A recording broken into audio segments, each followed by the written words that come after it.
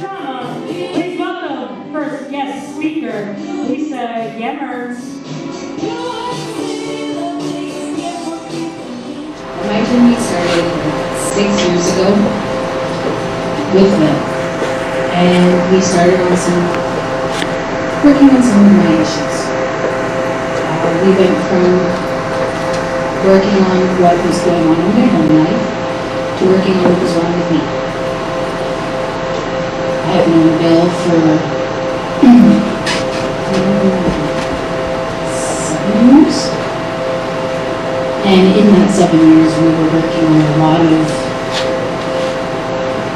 my issues with my home life, my issues with me, where things stem from, and all that good stuff.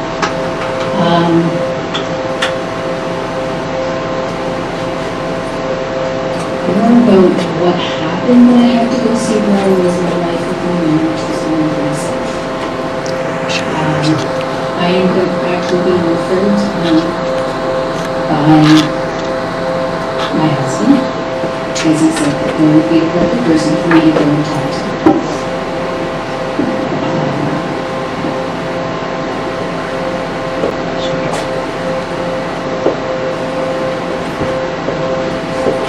Bill and I's journey ended up going pretty far in the first little bit. I had to take a step back from doing my one-on-ones with Bill due to unforeseen circumstances. But during that time, I still continued to work on everything he had taught me over the one-on-ones that I had. That being said, when we were doing our one-on-ones, he would get me to look at what I really wanted out of my life. Did I really want to be in my marriage with my husband? Did I really want to be happy? Or did I want to live in misery? My answers to everything was, I just want a happy life. I want to be okay with who I am. I want to be okay with the life I have. But I couldn't get out of my own way. So with the one-on-ones we had, I was able to get out of my own way and start working on what I needed work on. In that time frame, some things happened. Bill and I had to stop doing our one-on-ones, but I continued to put me first and start doing things that I wanted to do and not put everybody behind me, so to speak. I wanted my feelings and what I wanted out of life to come first. So that being said, I wasn't just a mom, a wife, a home caregiver. I became me.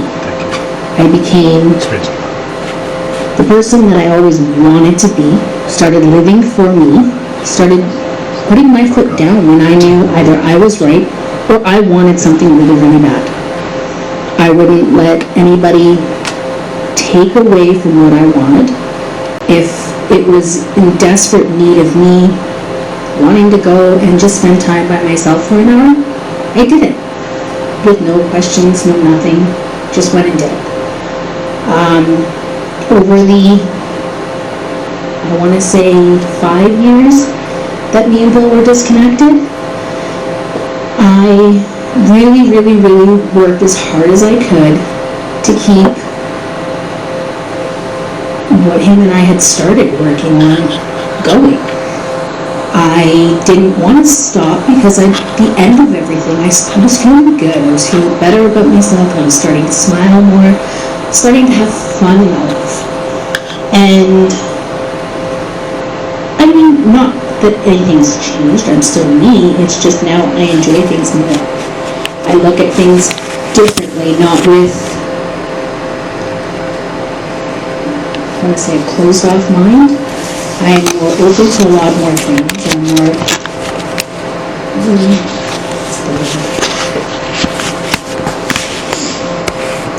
I'm more, in tune with who I am on the inside versus who I was on the outside. And who I was on the outside was a mask. I was masking everything before my one-on-ones. I was masking my pain. I was masking everything that I had. Living for just my family. Being that body that needed to be there, not being the body that should be there, with my mind open and having my own inputs into it. That started well after, I want to say, about a year and a half of doing this.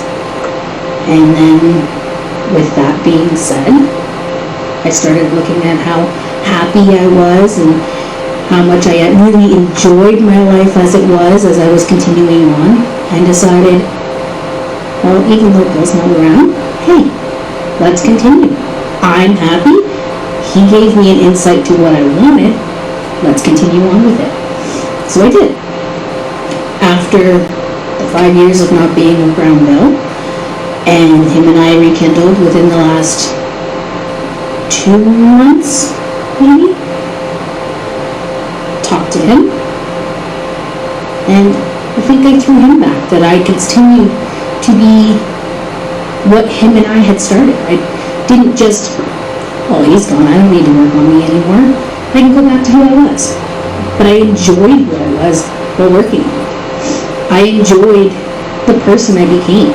I started actually voicing my own opinions to things. Started saying that I'm happy, let's keep it. So I did. I'm not this person who will cower down now from an argument. I put up a fight. You can ask my husband. I'll put up a fight more now than I ever did. And there's more that comes out of me in that fight. I have more of a personality that comes out, and he gets my point that I'm trying to make, as much as it may come out as a shouting match to anybody walking by. But getting me to that point, I attribute a lot to all one-on-ones Bill and I had, because I was very toxic to myself. I didn't like any sort of confrontation. I didn't like anything out of my own happy little bubble. I was happy, that's where I needed to be. And after long talks and everything, it just turned out that maybe I wasn't happy in my bubble and I was just getting complacent. I had to get out of that, and I did. And became complacent now to the point where I'm happy, nothing's going to bring it down, and I state my mind. I don't let anybody detour my thoughts, or make me think that what I think is wrong. It's my way of thinking. You don't like it, you don't have to listen to me, but don't tell me I'm wrong. I know what I'm thinking, I know what I want, and out of all of this is what I want, this is my way of thinking. Either you can get on board or have your own opinions. That's where I've come to this. As much as a lot has happened over my life, dealing with it without having a source of output or outlet to go to, and having to deal with it with myself, it's come down to me and my husband to deal with it, and he's been the person I go to with a lot of problems lately. Not so much recently, when I've had Bill to call if I need him, but he's been the rock that I have. He's been the person that I would vent to. I never used to do that before. I found that outlet for myself. It was, yeah, I can write things down, but I never really revisited them. And now I have somebody I can talk to, and they'll help me. And that's what Bill was for me.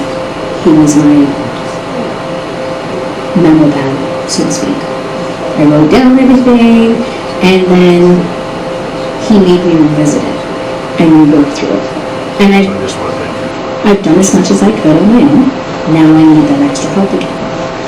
With Bill being back, I have a lot that has gone on over the past year, and him and I have started working on it again. A lot of it is quite a bit of trauma that I've gone through, losing a friend and having to deal with it, because she wasn't just a friend.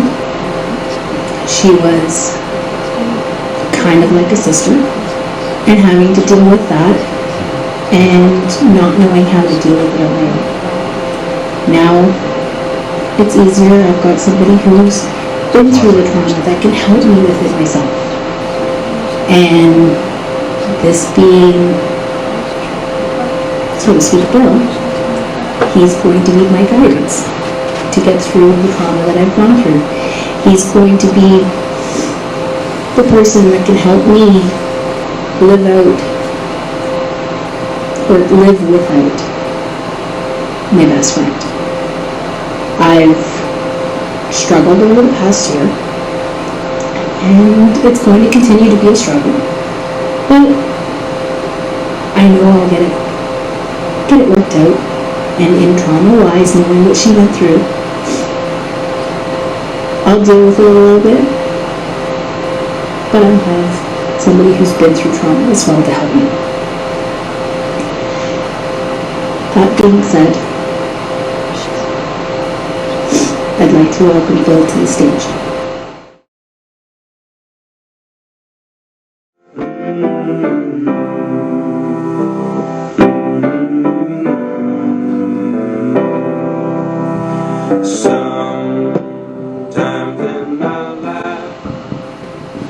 Welcome, folks. Good to see you out tonight. A little bit cold outside. Just what you might notice. So listen, folks.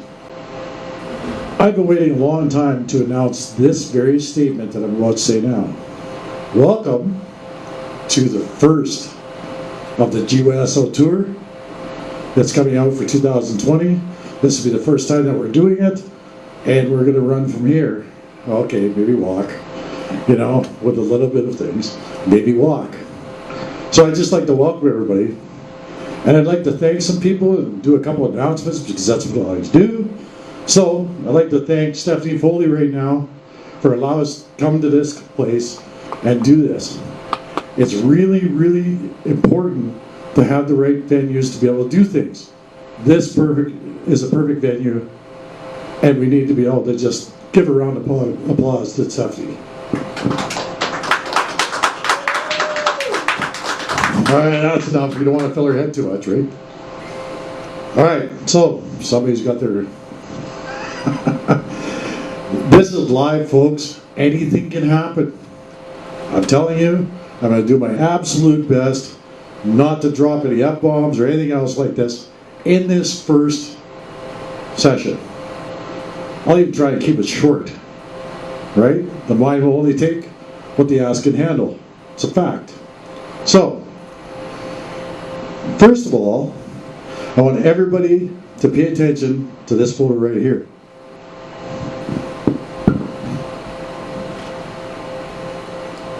This today is totally dedicated to a friend of mine. Jim Cross accepted me for being exactly who I am at any time, at any place, anything I said, and he was family. The family, Billy Joe and Barb, you're watching this right now.